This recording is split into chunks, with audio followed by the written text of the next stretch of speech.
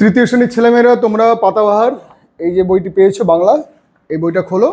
এই বইটার 55 পৃষ্ঠা দেখো।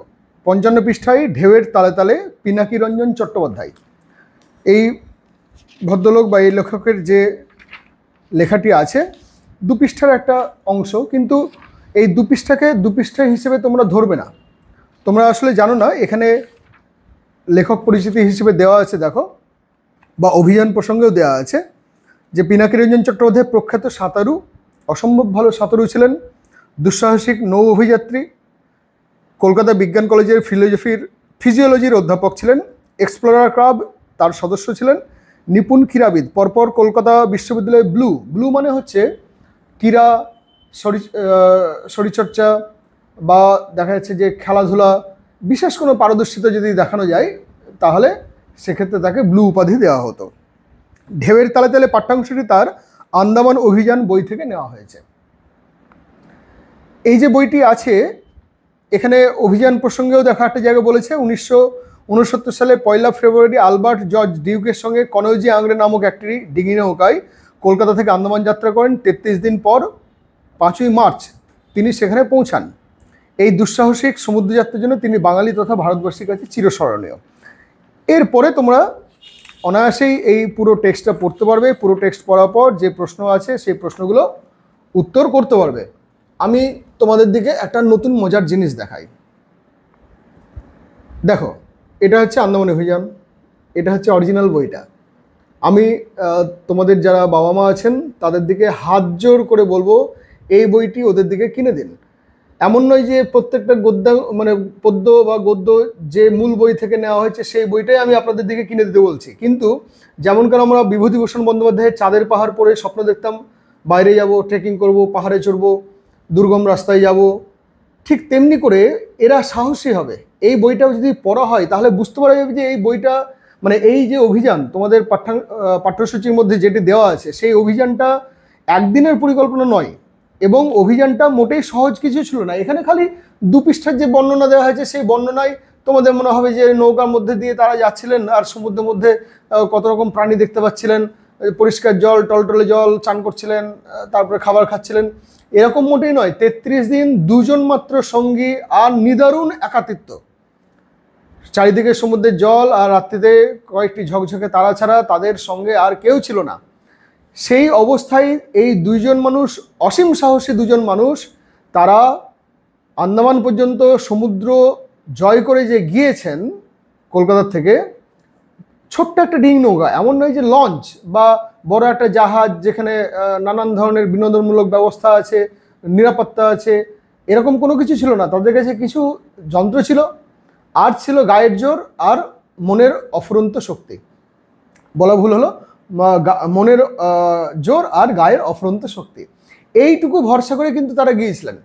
এবং যখন পাল চলতো, পাল তুলে দিতেন, যখন পালের সাহায্যে, বাতাসের সাহায্যে নৌকা চলতো ভালো কথা, যখন সেটা চলতো না তখন কিন্তু দাঁড় টানতে হতো। দাঁড় টানতে টানতে হাতের এই এরম করে বারবার দাঁড় টানার কারণে এই কাঁধের যে পেশি, সেই কাঁধের পেশি ছিঁড়ে যেত, পায়েও কখনো কখনো দাঁড় টানতে হতো।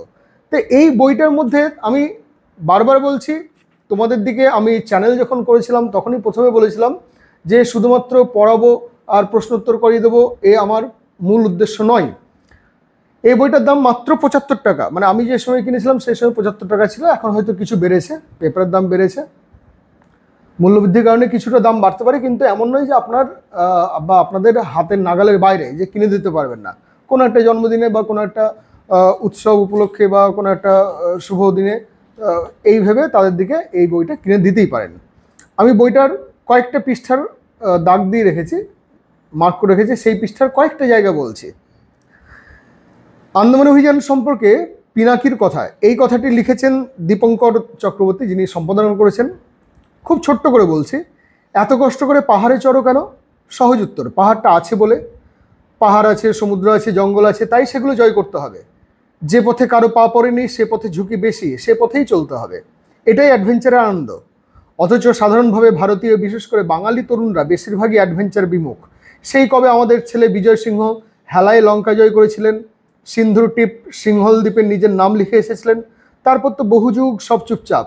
মাঝে মধ্যে দুঃসাহসী কিছু অভিযান যে হয়নি তা নয়, তবে সেগুলি ব্যতিক্রম। এই পিনাকিরঞ্জনের যিনি গুরু, তিনি হচ্ছেন মিহির সেন।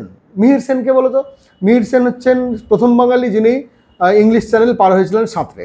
সেই সময় অত্যন্ত কঠিন ছিল, যতগুলি চ্যানেল ছিল সেই চ্যানেলগুলিতে তিনি অনেকগুলোতেই জয় করেছিলেন, এবং হাঙর, স্রোত, অত্যন্ত ঠান্ডা জল, সমস্ত কিছু অতিক্রম করে, বাধা অতিক্রম করে কিন্তু তিনি এই স্ট্রেট বা এই প্রণালীগুলি জয় করেছিলেন।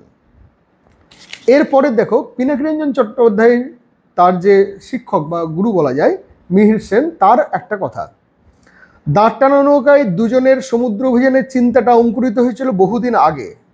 সেই 1958 সালে এক্সপ্লোরার ক্লাব এ ব্যাপারে কিছু করার চেষ্টাও করেছিল, কিন্তু সেটা শেষ পর্যন্ত হয়ে ওঠেনি।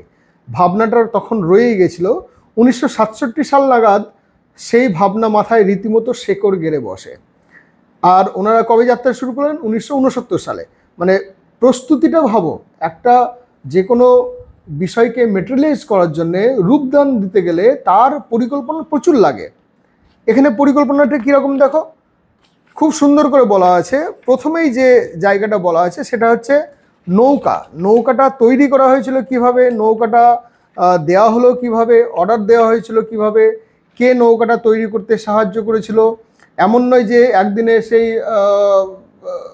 নৌকা কিনলেন আর তারপরে পরের দিন কিছু জামা কাপড় খাবার দাবার নিয়ে চলে গেলেন। খাবার দাবার বলতে একদম টিন যে খাবার নিয়ে গেছেন তাও নয়, দিন গুনে খাবার নিয়ে যাওয়া। জল সেরকম পানীয় জল, এমন নয় যে জাহাজে যেমন প্রচুর জল পাওয়া যায়, জল ফুটিয়ে নেওয়া হলো, নুন বের করে নেওয়া হলো, এরকম কোনো ব্যাপার নেই। খুব কম লিমিটেড খাবার, লিমিটেড জল, সেই জল নিয়ে খাবার নিয়ে তারা গিয়েছেন। মাঝখানে হেক্সামিন যে প্রেশার কুকার, মানে হেক্সামিন স্টোভ, সেই হেক্সামিন স্টোভে খাবার রান্না করেছে, চাল সিদ্ধ করে খেয়েছেন, মাছ খেয়েছেন পুড়িয়ে বা সিদ্ধ করে, কিছু টিনের খাবার ছিল সেই টিনের খাবার খেয়েছেন, অত্যন্ত কষ্ট করে গিয়েছিলেন। তো এখানে তোমাদের নৌকার সম্বন্ধে একটা জায়গা দেওয়া আছে যে নৌকাটা কিভাবে তৈরি হয়েছিল, নৌকার বিবরণটাও আছে। নৌকার বিবরণ কিন্তু তোমাদের বইয়ের মধ্যে নেই। হ্যাঁ, এটা আমি এক সেকেন্ড থামো, দেখো।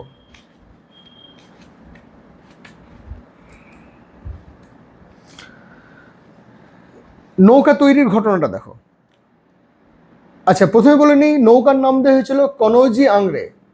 কনৌজি আংরেকে এক মারাঠি নৌসেনাপতি, যিনি তার সময়ে ইংরেজরা যখন ভারতবর্ষে এসেছিল প্রথম পানিপথ যুদ্ধ, তারও বহু বছর আগে, যখন ফরাসি, ওলন্দাজ, তারপরে ইংরেজ, এরা বাণিজ্য করবার জন্য ভারতের সঙ্গে বাণিজ্য এদের বহুদিন থেকেই চলছে।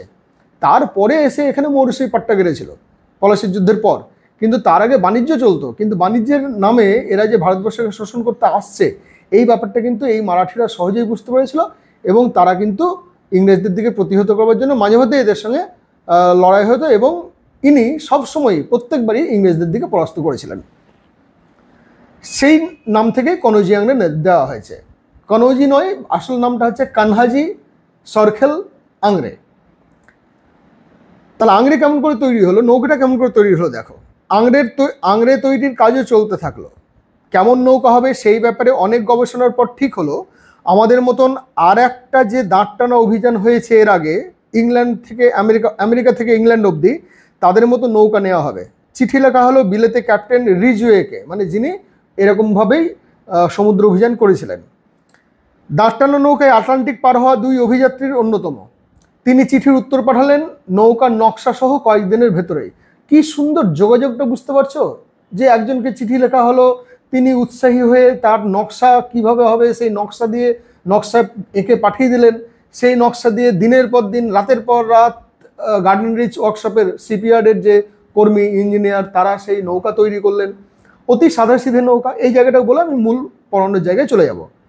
অতি সাধাসিধে নৌকা, 20 ফুট লম্বা। 20 ফুট মানে তোমাদের বা আমাদের সাধারণত যে ঘরগুলো আছে, শহর ঘর বা পড়ার ঘর, সেগুলো 12 ফিট 14 ফিট, 14 ফিট বাই 14 ফিটের ঘর মানে বড় পেল্লাই ঘর। তাহলে 20 ফিট মাত্র লম্বা একটা নৌকা, 5 ফুট চওড়া। একটা সাধারণ মানুষ 5.5 ফিট, তাহলে তার থেকেও ছোট।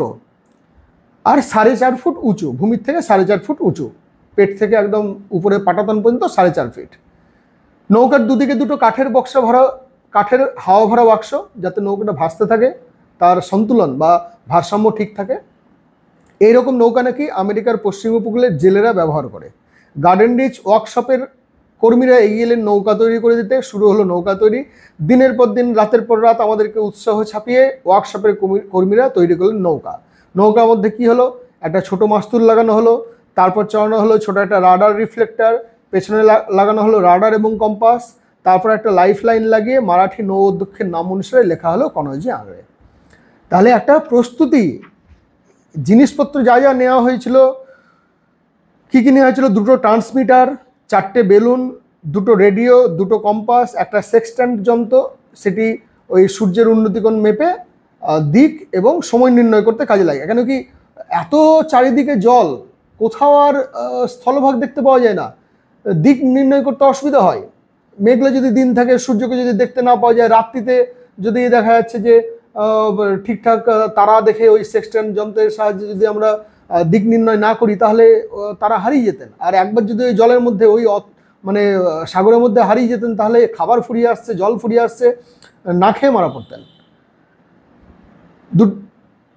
দুটো স্লিপিং ব্যাগ, চাদরে ফেদার জ্যাকেট, 4 জোড়া স্নো গগলস। স্নো গগলস কেন? কেন কি এমনিতে পাহাড়ে যারা চড়েন তাদের ওই চোখে ধাঁধা লেগে যায়, সাদা রং, এটাকে স্নো ব্লাইন্ডনেস বলে, তার জন্য চোখ অন্ধ হয়ে যায়, চোখে ঝাপসা দেখতে লাগে, তারপর চোখ অন্ধ হয়ে যায়, রেটিনা খারাপ হয়ে যায়। সমুদ্রের যে জল, সেই জলের মধ্যে যখন সূর্যে আলো পড়ে চকচক চকচক চকচক করতে থাকে চারিদিক, তখন ওই ঝলকানি, জলের ঝলকানি, যেটা জলে আলোর যে ঝলকানি, সেই ঝলকানিতে চোখ ঝলসে যায়। তার জন্য এরকম গগলস পরতে হয়। 2 জোড়া গ্লাভস। গ্লাভস কেন? ঠান্ডার জন্যে, রাত্রিতে ঠান্ডা হয়। আবার ওই গ্লাভস রোয়িং করবার জন্যে, দাঁত টানবার জন্যে গ্লাভস না পরলে হাতে ফোসকা পড়ে যাওয়ার ভয় থাকে। 55 দিনের খাবার, কিছু এক্সট্রা দিন ধরে রাখা হয়েছে যদি সময় বেশি লাগে বলে। ভাত, শুকনো ভাত, মাংস, বিস্কুট, চকলেট, জমা দুধ, কফি, হরলিক্স, বনভিটা, টিনে ভরা রসগোল্লা, লজেন্স এবং 60 গ্যালন জল। তাহলে এই সমস্ত, আর কিছু নেওয়া হয়েছিল বই, খাতা, চার্ট, প্রয়োজনীয় কিছু ওষুধ আর 1 বোতল ব্র্যান্ডি। এই ব্র্যান্ডি শুনে নাক কুচকাবে না, ব্র্যান্ডি এখানে মদ না।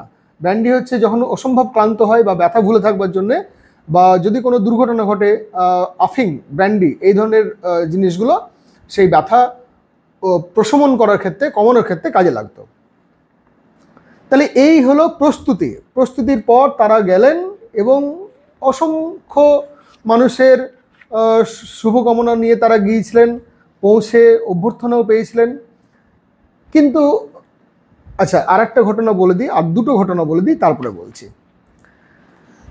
ওনার যে মিসেস, তিনি যখন তার নিজের স্বামীর সম্বন্ধে লিখছেন যে উনি কি খালি সমুদ্রযাত্রাই করতেন, খালি সমুদ্রযাত্রা নয়, মোটরসাইকেল চালাতে পারতেন অসম্ভব ভালো, বনে বাজারে ঘুরতে, জঙ্গলে ঘুরতে ভালোবাসতেন, ট্রেকিং করতে ভালোবাসতেন।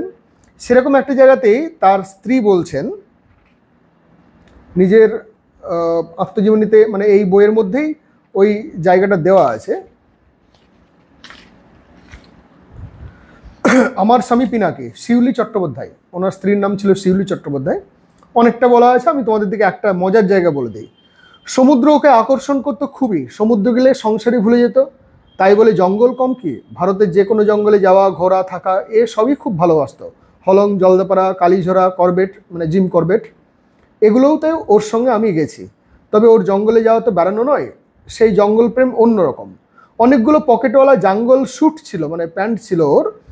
তার কোনো পকেটে থাকতো বাইনোকুলার, কোনোটাতে টর্চ, ছুরি, রাজ্যের জিনিস পকেটে বোঝাই করে জঙ্গলে ঘুরতো। কখন কোনটা কাজে লাগে। বাঘ নাকি ওর বন্ধু, সে নাকি মোটেই হিংস্র নয়, বরং ঠান্ডা মেজাজের। খিদে না পেলে শিকার করে না, তাকে আক্রমণ না করলে সেও আক্রমণ করে না। শুনেছি একবার পিনাকি সুন্দরবনে বোট থেকে জলে নেমে স্নান করতে গিয়ে দেখে একটু দূরে একটা বাঘ সাঁতরে যাচ্ছে। সঙ্গের সবাই হৈ হৈ করে উঠেছে, কিন্তু ও নির্বিকার। বাঘ আপন মনে চলে গেল। ও দিব্যি স্নান সেরে উঠল, শোনা কথা, কিন্তু ওকে যতদূর জানি অবিশ্বাসের কিচ্ছু নেই। জিজ্ঞেস করাতে মুচকি হেসে বলেছিল, বাঘ নয়, ওটা বাঘিনী। কি সুন্দর, আর তোমার থেকে কম ফেরোসাস। মানে পিনাকি রঞ্জনের রসবোধ অসম্ভব ভালো। মানে নিজের স্ত্রীকে বলছেন যে তুমি যতটা হিংস্র, তার থেকে ওই বাঘিনীটা কম হিংস্র ছিল। তা এটা আমি নেহাত মজা করেই বললাম।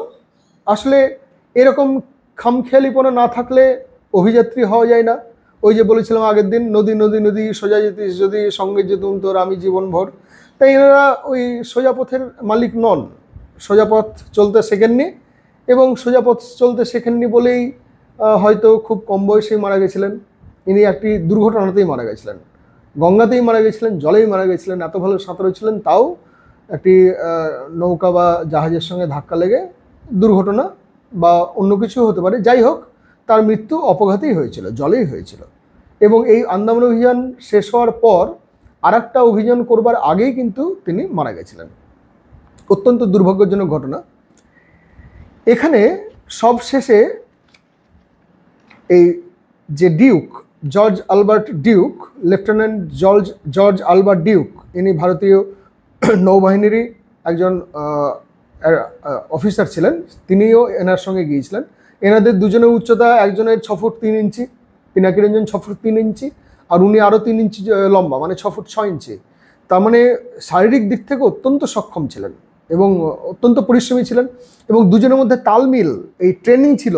একটা ঘরের মধ্যে বেশ কিছুদিন নিজেরা থাকা, একদিন দুদিন একটা ঘরের মধ্যে, কেউ আসবে না, কেউ কোনো কথা মানে অন্য কারোর সঙ্গে ইন্টারাকশন হবে না, নিজেরাই থাকা। তাতে কি হয়, বোঝাপড়া হয়। কেন কি সমুদ্রের মধ্যে গিয়ে অনেক রকম বিকৃতি কাজ করে মাথায়, অনেক সময় বিরক্তি কাজ করে, একে অপরকে অবিশ্বাসের চোখে দেখা হয়।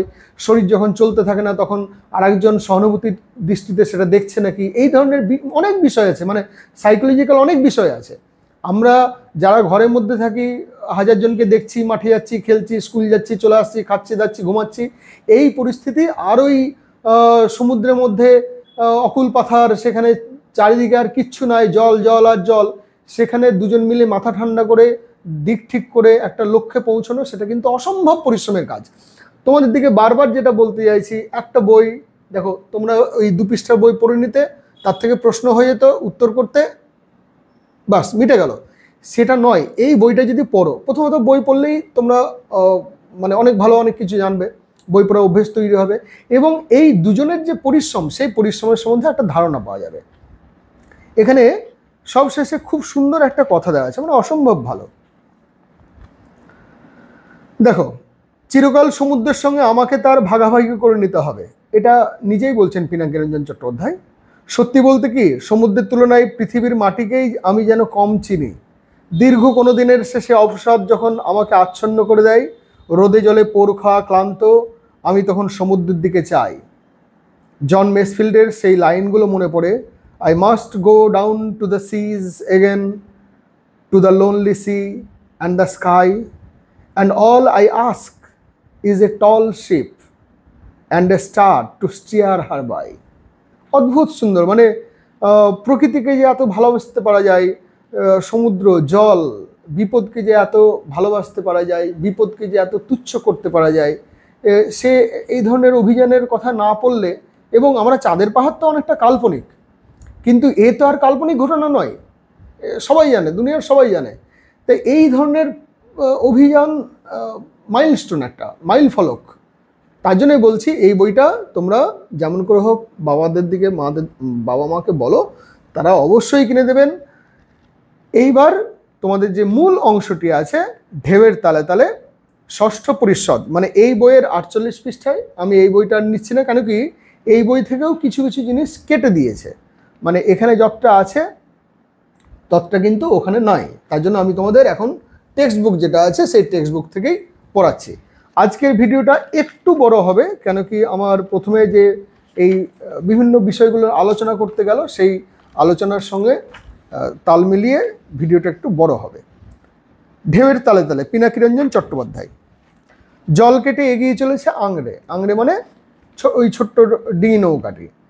চারধারে পাহাড়ের মতন ঢেউ। ডিউক বলল, ডিউক ওই স্যার জন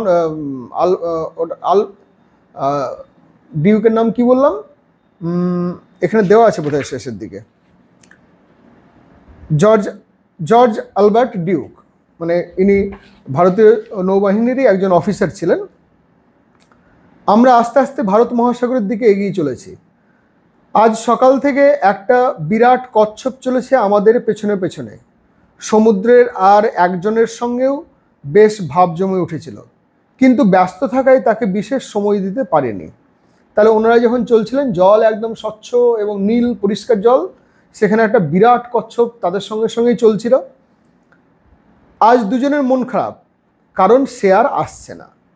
কে আসছে না? সে হলো আমাদের ছোট্ট পাখিটা। মানে ওই গল্পের বইটা পড়লে দেখবে যে কয়েকদিন ধরে ওই পাখিটা কিন্তু তাদের সঙ্গে সঙ্গে উড়ে উড়ে আসছিল। আবার সেক্সটেন্ট নিয়ে বসেছে ডিউক। সেক্সটেন্ট নিয়ে মাঝে মধ্যেই বসতে হয়, কেন যদি কখনো ঢেউয়ের তালে তালে বা ঘুমিয়ে গিয়েছেন ওনারা, বা রাত্রি হয়েছে, রাত্রিতে দিক ভুল যদি হয়ে যায়, তাহলে সে এক মারাত্মক কেলেঙ্কারি। খাবার ফুরিয়ে যাবে, জল ফুরিয়ে যাবে, আর ওই চক্রাকারে একই জায়গার মধ্যে ঘুরতে থাকবেন, কোনোদিন আর লক্ষ্যে পৌঁছাতে পারবেন না। আর এখনকার মতন তখন যোগাযোগ ব্যবস্থা তো অত ভালো ছিল না, তার জন্যে খুব সমস্যাপূর্ণ ছিল। তার জন্যে মাঝে মধ্যে সেক্সটেন্ট দেখে সূর্যের বা কোনো গ্রহ মানে কোনো গ্রহ বা নক্ষত্রের উন্নতিকোণের সঙ্গে তাল মিলিয়ে এই সেক্সটেন্ট যন্ত্র দিয়ে অভিযাত্রীরা দিক এবং সময় নির্ধারণ করেন। আমি প্রায় নিঃশ্বাস বন্ধ করে আছি জানতে, না কোনো ভয় নেই আর, আমরা পার হয়ে চলেছি পথ। অর্থাৎ ওই দম বন্ধ হয়ে কেন, একবার সেক্সটেন্ট যন্ত্র মিলিয়ে যখন বলবে যে না আমরা ঠিক পথেই যাচ্ছি, তখন বুঝতে হবে যে হ্যাঁ, তার মানে আমাদের বিপদ নেই। এদিকে পথ ঠিক করার আমাদের অবস্থা জানার উত্তেজনায় আমি সমুদ্রের জলে চা বানিয়েছি। সমুদ্রের জলে চা বানালে কি হবে? নোনতা জল খাওয়া যায় না, পেট খারাপ হয়, তার জন্যে বমি হয় আর কি। খটকা লাগছে অকারণেই। ডিউক ঠিক তো? ওর সেক্সটেন্টে ভুল নেই তো? না, ওর কোনো ভুল নেই। ভাবতে ভীষণ ভালো লাগছে, এতদিন ধরে বারবার বিপর্যস্ত হওয়ার পর আজ ঠিক পথ পেয়েছি। মানে এরকম কিন্তু গোলমাল মাঝে মধ্যে হয়েছে, যে মনে হয়েছে যেন ঠিক পথে যাচ্ছে, কিন্তু দেখা গেল 2-4 দিন 5 দিন এরকমভাবে নষ্ট হয়েছে। মনের আবেগ কাকে জানাবো? অকারণে গলা ছেড়ে গান গাইছি। জানি না আগে পালের শুশুকগুলো তাইতেই পালালো কিনা, মানে ওদের সঙ্গে সঙ্গে কিছু শুশুকও যাচ্ছিল। শুশুক খুব বন্ধুপরায়ণ প্রাণী। এরা জলের মধ্যে যদি নতুন কোনো জীব দেখে বা মানুষের সঙ্গে এদের অদ্ভুত এক সম্পর্ক, এরা ঠিক বুঝতে পারে এবং তারা দল বেঁধেই তাদের দিকে অনুসরণ করে। আমাদের গঙ্গাতেও কিছু শুশুক দেখতে পাওয়া যায়। আর একটা শুশুক কোথায়, শুশুক ডলফিন আমরা ছোটতে কোথায় পড়েছিলাম জানো? অরণ্যদেবে ডায়না, হেলোয়েজ, কিট, মসবুড়ো, এরা সেই সমুদ্রের ধারে যখন যেত তখন দেখতাম যে ডলফিনদের সাথে ওই ডায়না বা কিট, হেলোয়েজ এরা ডলফিনের উপরে স্কিইং করছে। ডিউক বলে উঠলো, এসো আজকের দিনটাই কিছু একটা করি, মানে মন ভালো আছে, কেন কি দিক ঠিকঠাক পেয়ে গিয়েছে। কি করা যায়? রসগোল্লা খাওয়া যাক। টিনে ভরা রসগোল্লা খেতে খেতে নৌকার দুপাশে দুজনেই হেলান দিয়ে বসে আছে। এখন শিয়ালদা, শুধু শিয়ালদা কলকাতা নয়, অনেক স্টেশনেই তোমরা দেখবে যে টিনের প্যাকেটের মধ্যে রসগোল্লা, কালোজাম, এরকম নানান ধরনের খাবার পাওয়া যায়, যে প্যাকেটগুলো দীর্ঘদিন ভালো থাকে। এদের সঙ্গে এরকম রসগোল্লার প্যাকেট অনেকগুলো ছিল, মানে টিন অনেকগুলো ছিল। চারধারে শুধু জল আর জল। টিন শেষ হয়ে গেলে যখন ছুঁড়ে ফেলে দিলাম, তখন 2-1 ফোঁটা রস গায়ে এসে পড়লো। তাড়াতাড়ি পিঁপড়ে উঠবে ভেবে সমুদ্রের জল দিয়ে ধুয়ে দিচ্ছি, দেখি ডিউক হাসতে হাসতে গড়িয়ে পড়ছে। সে মনে করিয়ে দিল কেন হাসছে, কেন কি পিনাকি রঞ্জন ভেবেছিল যে যদি পিঁপড়ে লাগায় তো পিঁপড়ে আসবে কোত্থেকে, ওরা তো সমুদ্রের মধ্যে আছে, ডাঙা তো নাই। সে মনে করিয়ে দিল পিঁপড়েকে এখানে আসতে হলে প্রায় 200 মাইল সাঁতরে আসতে হবে। এই জায়গাটা থেকে একটা প্রশ্ন আসে যে ডিউক কেন হাসতে হাসতে গড়িয়ে পড়ছিল। দুপুরে পেট ভরে খেয়ে খুব দাঁত টানা হয়েছে। এখন আংড়ে হু করে অনুকূল স্রোতে এগিয়ে চলেছে আন্দামানের পথে। দাঁড় থামালেও স্রোতের টানে আমরা ভেসে চলেছি দক্ষিণ পূর্ব কোণে। দক্ষিণ পূর্ব কোণ মানে কোনটা? এমনিতে আমাদের তো উত্তর, দক্ষিণ, পূর্ব, পশ্চিম, এই 4টে দিক আমরা জানি।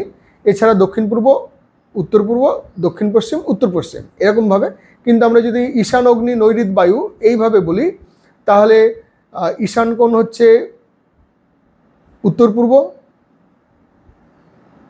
তারপর নৈঋত হচ্ছে দক্ষিণ পূর্ব, আর অগ্নিকোণ হচ্ছে না, ঈশান হচ্ছে উত্তর পূর্ব, আর উত্তর পশ্চিম হচ্ছে নৈঋত রাক্ষসকোণ, আর অগ্নিকোণ হচ্ছে দক্ষিণ পূর্ব, আর দক্ষিণ পশ্চিম হচ্ছে এই বায়ুকোণ। তার মানে বায়ুকোণের দিকে এগিয়ে চলেছে।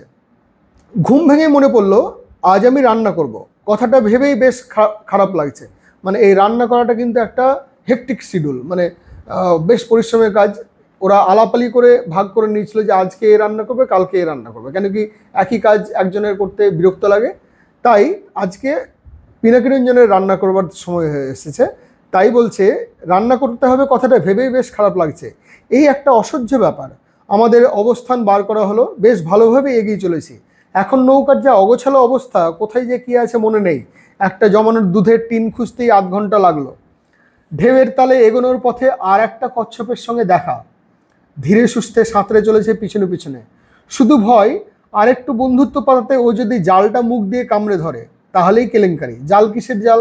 প্রথমত মাছ ধরবার জন্য একটা জাল আছে, দ্বিতীয়ত তারা যখন স্নান করতে নামে তার একটা কাঠের বেড়ার মধ্যে, তখন তার আশেপাশে যাতে ওই অক্টোপাস বা ছোট ছোট হাঙর এগুলো যাতে ঢুকে না যায় তার জন্য জাল থাকে। আর জালটা কেটে দিলে কি হবে, যে ওরা যে মাছের জোগান, সেই মাছের জোগানটা আর পাবে না, মাছ ধরে খেতে হয়। হাতের কাছে একটা টর্চের ব্যাটারি ছিল, তাক করে মানে নিশানা করে সজোরে ছুঁড়ে মারলাম। ডিউক হো হো করে হেসে উঠল, আর কচ্ছপটা আদর করলাম ভেবে এগিয়ে এলো। আংড়েতে ওঠে আর কি। সত্যি আংড়ের চারিধার যেন এখন চিড়িয়াখানা হয়ে উঠেছে। নানা রঙের মাছেরাই এখানকার সবচেয়ে দর্শনীয় বস্তু।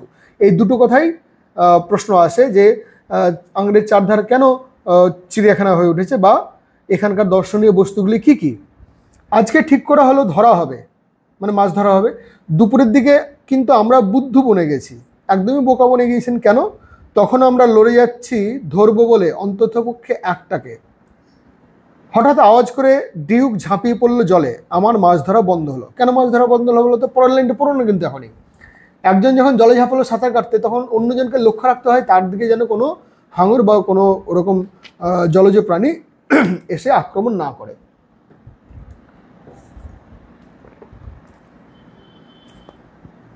চারিদিকে লক্ষ্য রাখতে বসলাম। তারপর আমিও স্নান করেছি, শরীরটা যেন জুড়িয়ে গেল। আমরা আস্তে আস্তে অসাবধানী হয়ে উঠছি। এই কথাটা খুবই গুরুত্বপূর্ণ। প্রথম দিকে যখন অভিযান থাকে তখন অনেক বেশি সতর্ক, অনেক বেশি গুছানি এই ব্যাপারটা থাকে, কিন্তু আস্তে আস্তে কি হয়, ধুর যা হয় হবে, আর পারছি না, এই ধরনের একটা অসাবধানী মনোভাব আস্তে আস্তে কাজ করে। ঠিক হলো হাঙর তাড়ানোর কালি জলের চারধারে ছড়ানো হবে।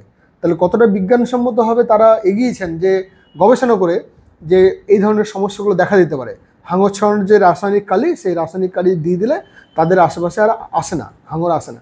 কেন কি, মূল যে বইটা আছে সেই বইটার মধ্যে দেখবে দেওয়া আছে যে বেশ কিছু হাঙর ছিল এরকম বড় বড় সাইজের, যাদের লেজের ঝাপটাতেই নৌকার কিন্তু দফারফা সারা হতে পারত। ছড়ানোও হলো। দুপুরের দিকে একটু ঢুলুনি এসেছে, সবে ক্লান্তি এসছে, দাঁড় বয়ে বয়ে হোক বা এমনিতেও সূর্যের তাপ থাকে, রোদ থাকে। ডিউকের ধাক্কায় ঘুম ভেঙে উঠে দেখি এক সাংঘাতিক কাণ্ড। এখানেও একটা প্রশ্ন আছে যে কি সেই সাংঘাতিক কাণ্ডটা কি। একটা বিরাট বড় একটা মাছ আর কচ্ছপের লড়াই চলেছে তখন। তাড়াতাড়ি আংড়েকে দূরে সরিয়ে নিয়ে যাওয়া হলো। কেন কি, এমনিতেই জলের ঢেউ, পাহাড় প্রমাণ জলের ঢেউ। দীঘাতে যারা গিয়েছো তারা দেখেছো জলের ঢেউগুলি ছোট ছোট।